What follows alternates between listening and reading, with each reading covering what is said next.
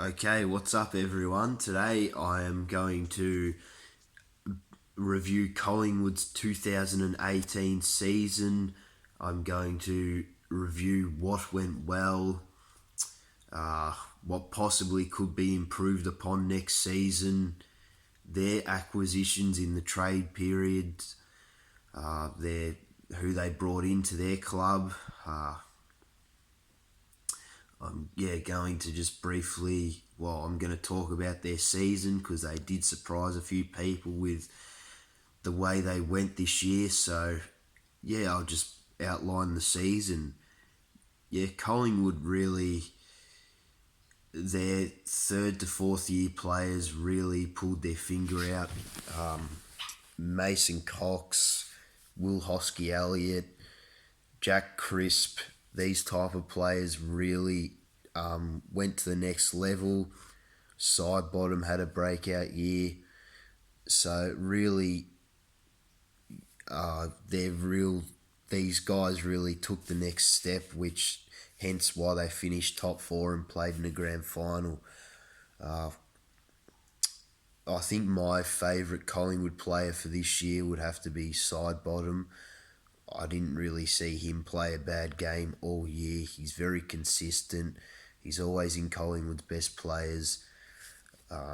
He really had a great year.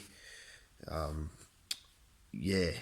guess, you know, the only real disappointment for them was probably missing out on winning the grand final. They got within 5 points of winning it. Everyone knows how hard it is to get there, so you got to maximise your opportunity when you do get there. And unfortunately for Collingwood, it didn't work out. Overall, being a Collingwood fan, you can't be too disappointed. They surprised me. They surprised a lot of people with their results this year. So you really can't be too disheartened being a Collingwood fan, although always losing a grand final is very disheartening. Yes, but overall, Collingwood had a really positive year. You can Nathan Buckley got maximum effort out of his players, which well done to him. He was under a lot of strife to get results this year, so he eased the pressure on himself, and well done on the club for backing him in to get the maximum results out of his players. Because in previous years they would have probably sacked their coach if results were to go the same way. Like the Brett Rattons, nowadays clubs tend to back their coaches, which is great to see. So you got to give it some time, and Collingwood did that. And yes, despite their injuries to Elliott, to Fasolo, to all these guys, they still made top four and still made a grand final. So real positive year for the Pies. Okay, who they brought in?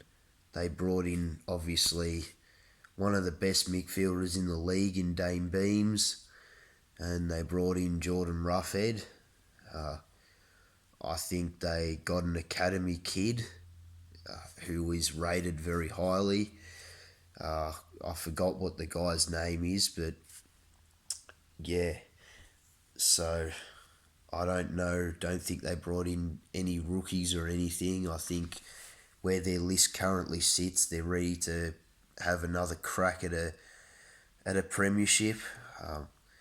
I really think Dame Beams will add some more grunt and class into that midfield. It's already a good midfield with Sidebottom, Pendlebury, Crisp, Adams, all these guys that, Hosky Elliott can run through there as well. So it's already Trelaw's another one. So yeah, they're the best midfield on paper by a long stretch, in my opinion. So Yeah, in terms of what I expect from Collingwood next year, I expect a top four finish and another crack at a premiership. Uh, that's what I would be expecting from Collingwood. In terms of rating the players they brought in, I rate I rate Dame Beams. Obviously, he's how old is he now? 29, 30. So he's still going to be a good player, but I think sort of his best football might be behind him.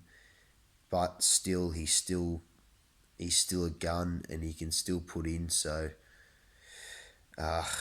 yes, no, I still rate Dame Beams. I still think he's a gun.